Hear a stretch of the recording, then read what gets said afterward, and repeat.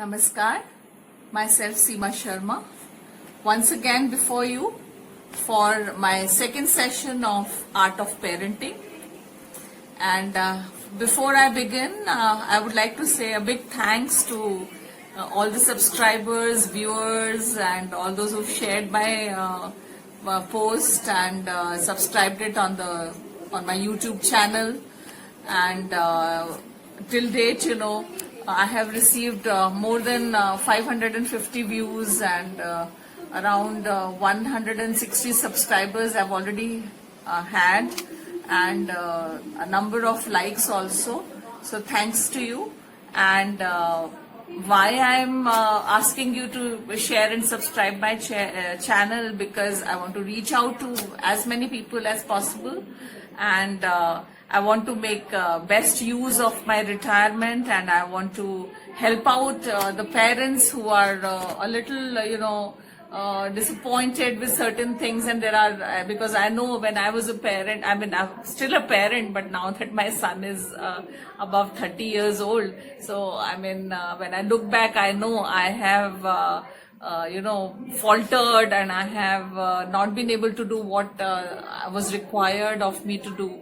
And so I always feel, I'm in my school profession also as a teacher, and later on as a principal also, I realized that the parents as well as the students, they need a lot of guidance. And if you ask me, I would always say that 95% of times the children are correct and the parents are wrong. So with this session, I'm going to tell you something more about the child psychology, and somewhere, the balance between your expectation and the child's expectation. So it's basically a fight between the two. Parents are expecting something else, and the child wants to discover joy, the child wants to play, the child is playful, and parents want to impose things. So that's a big struggle actually. So today we'll be talking about the concentration level. And sometimes we as parents, we always feel that and we always try and nag the child. You don't sit and study for 2 hours. You can't sit on your chair, and you do your work for at least 1 hour. You should be sitting, without realizing that the child has to be interested in it. The child has to be motivated into it. The child needs to have a desire to do that. If the child doesn't have the desire to do, and if the child is not interested in it, why will he sit? Ask yourself a question as a parent. Why will he sit and concentrate on those books and spellings and mathematics questions and all? So with this live example that I've already told you about in my first workshop, that it was this boy Samir I have been working with, and he's like a grandchild to me now that I'm retired, and you can call me a grandmother. So with this lot of time with me and lot of patience with me, and I can see I can do so many things better, and so keep guiding his parents also. So I'll be today talking to you on concentration level of small children. Now just think about the situation that you are a child. Would you like to sit for long hours? Would you like to devote so much of time that you are expecting your child to devote on studies? Go back to your childhood days. Here, I would like to quote the word empathy before you. Empathy, wearing the other person's shoes. So for just 2-3 minutes, wear that child's shoes and be in his position. We expect him to give long sittings. How can he do so? Is he finding it interesting? That is one question that we should ask ourselves. Is it finding it more motivating? Only then, if he finds it interesting, if he finds it motivating, if he finds it the thing inspiring, he will devote as much time as you cannot expect how long he can sit and keep doing that work. Like for examples, I would like to tell you that those children, who start getting ranks, like maybe a child is a first ranker. So that child, for him, losing even 1 mark matters a lot. And the way he would sit and study would be that not even a single mark should be cut when I write my answers or when my teacher checks the answers. And why is it happening? Because he has already received that motivational level. So as parents, instead of just telling the child, sit for 2 hours, what we need to do? We need to build up a motivation. How to build that motivation is very important. Like I tried with Samir, I was telling him, Samir, you cannot sit for more than half an hour every time you're getting up, every time you're out of your seat and not able to concentrate. He didn't know what to answer. Then I just called him one day. I said, what is it that you are interested in? What is it that you want to give more and more time? Kitai, I was, talking to one of my friends and I asked him what he was doing. And he told me he was playing with a Rubik. I've heard about Rubik. But then, can you get a Rubik for me? It was such a simple thing to ask for. And I tell you, I was a little, I don't know what was my reaction at that particular time. But then, what is there in that Rubik? I told his parents, see, Samir is talking about a Rubik. Can we have it? And then after a few days, only his birthday was also coming. So we had gone to a shop for shopping. And we say, भैया Rubik है क्या आपके पास? उसने कहा हाँ madam है. उसने मेरे को एक बड़ा रूबिक दिया, एक छोटा रूबिक दिया. We bought those things home. Now, looking at that Rubik, he was no other gift fascinated him the way Rubik fascinated him. Let me tell you, not only that smile was there on his face, there were mixed expressions, as if he's got the biggest thing in life. See, he had heard something about Rubik and he's got it. And he started playing. My goodness, he never used to leave his Rubik. Oh my God, and I told myself, his mother is cribbing for studies. His father is always telling me that he doesn't sit for long duration of time. And now look at him, he's sitting with the Rubik for more than half an hour without even, looking here, there. So that caught his attention. Why? And now I want to ask you, why he was sitting with his Rubik for such a long time? The answer is very simple. He was sitting with the Rubik for such a long time because, yes, what? He was interested. His all attention was into it. Then one fine day, he asked my husband, Kitao, can I take your laptop? As usual, he said, theek hai, le lo. Then maybe, for maybe 1.5 hours, he was again busy. We didn't realize what he was doing. Later on, as usual, as cribbing parents, kya kar rahe ho tum itni der se laptop pe? And you know what answer he gave us? It was, I'm trying to solve that Rubik. Solve that Rubik? On the laptop? What nonsense. Why?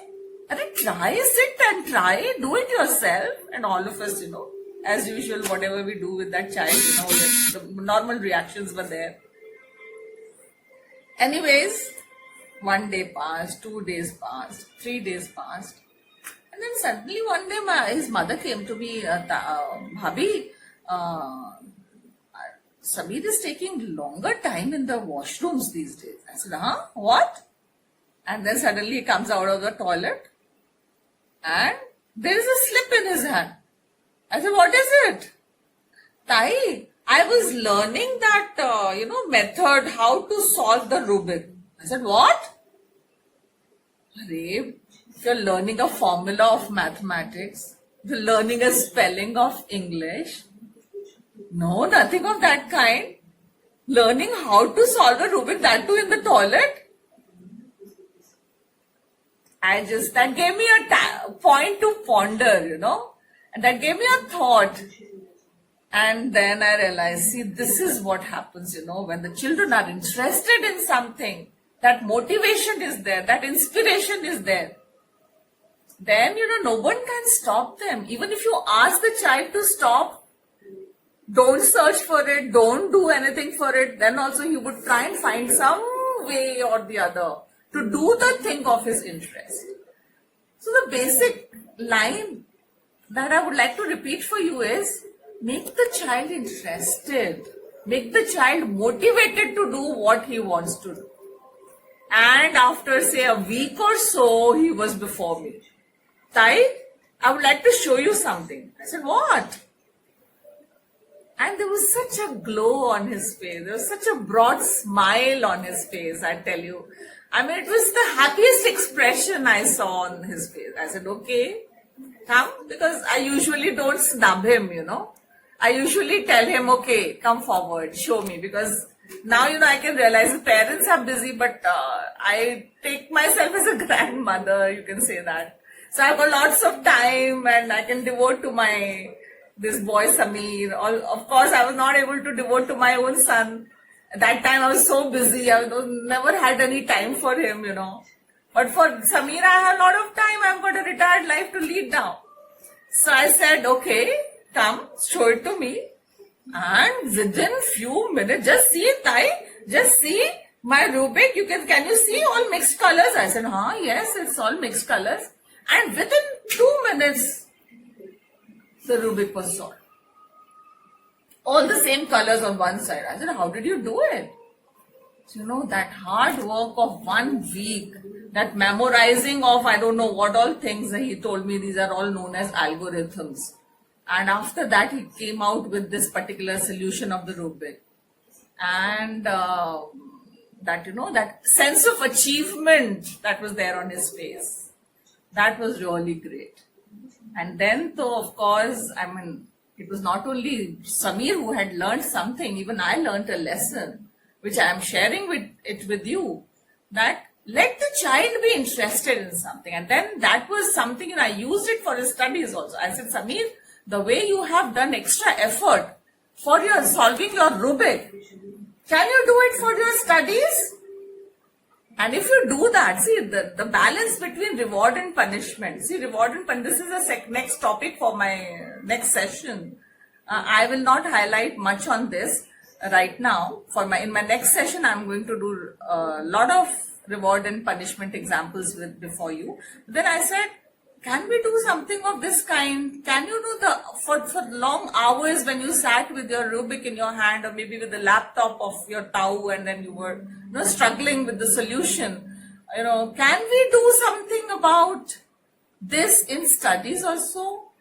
So for a minute he was a little quiet, and later on he said, Tai, at least, actually you're right. And I said, just concentrate only for some time, maybe if you're not able to sit for long duration of time, maybe for some time, the way you concentrated for your Rubik solution, that kind of concentration for some time on one particular topic. Can you do that? Yes, Tai, I can. I said, why not? You can do it. Why not? Why can't you do it? You can do it. Why? Because you have already done it. So again, the same line of the first session, learning by doing. This is actually a punchline. So instead of telling the child, let him do it. And once he has done it, then tell him, see, you have only done it. You have given so much of time to that Rubik's solving thing. So I'm sure you can do it for your studies as well. He was caught. Alright? And I could see that expression. There could not be any denial for this. So, winning the child's confidence and then hitting the target and then not accepting no from him, because he's already done it. He's given so much of time to that Rubik solving. So you cannot say, I cannot do it.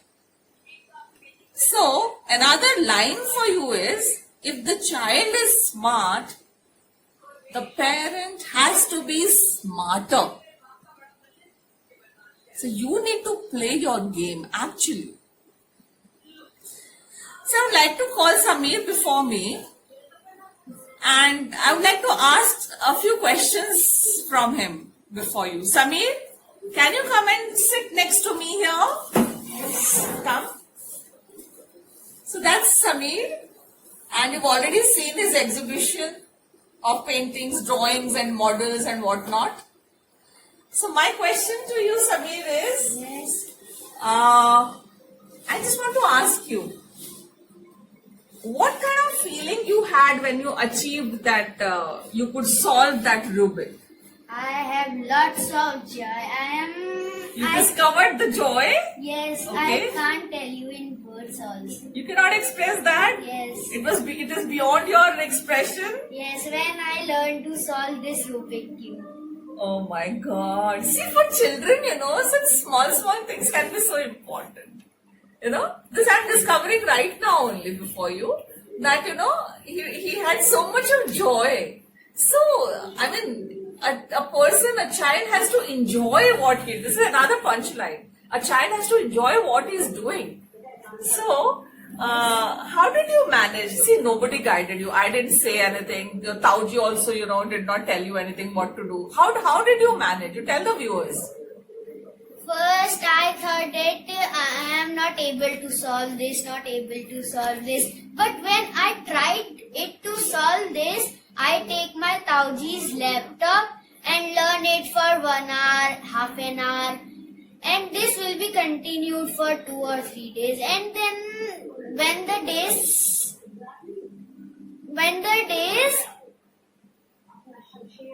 After a few days, you want to say? yes, after a few days, I learned to solve this Rubik Cube. And when I show it to my family members, my family members will be shocked to see this. So that was this feeling you had. Yes. That when I show this, they will be shocked. So that was that a motivation that you had in your heart, that when I'm going to show them, they will all be, amazed, and they will all be very, very surprised. So Yes. you want that surprise, you wanted the surprise element to be there? Yes. My God, so much thought you had. I can never imagine. So, what was it that you were doing in the washroom preparing? I learned these algorithms to solve the Rubik Do you Cube. still remember? Yes. Okay, tell the audience.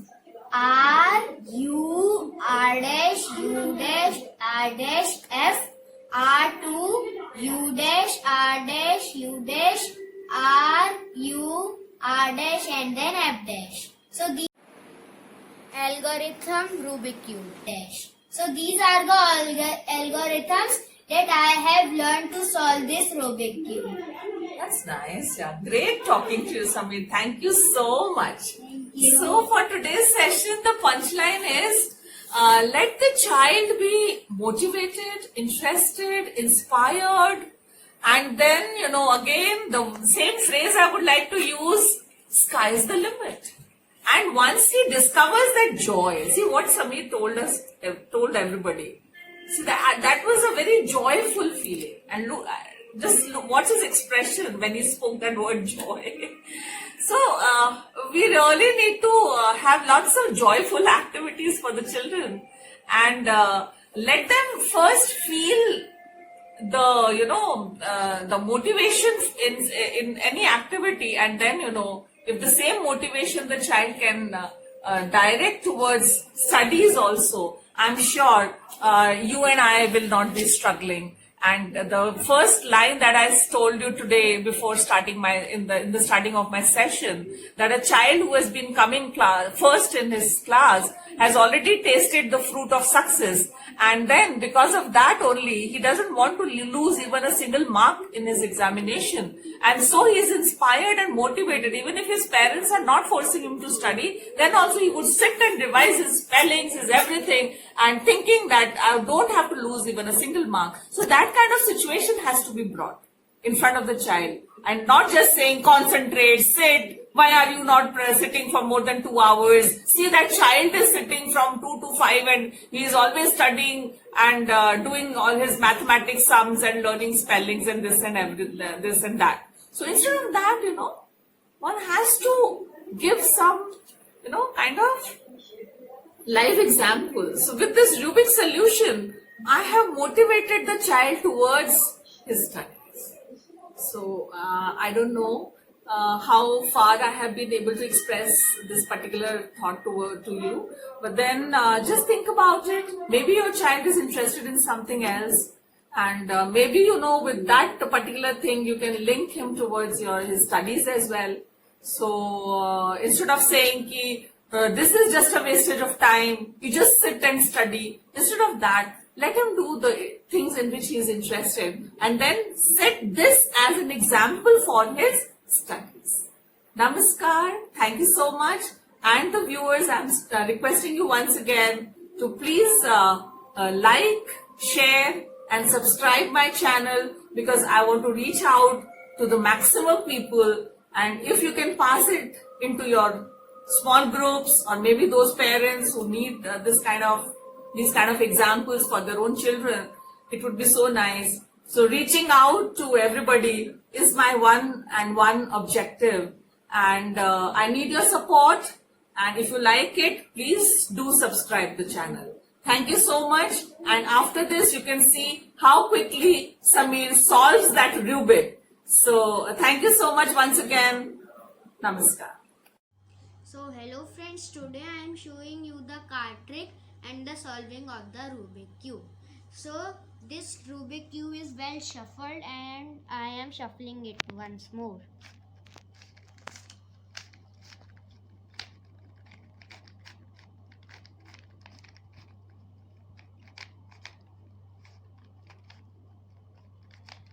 And now this Rubik cube is shuffled and now I am solving it.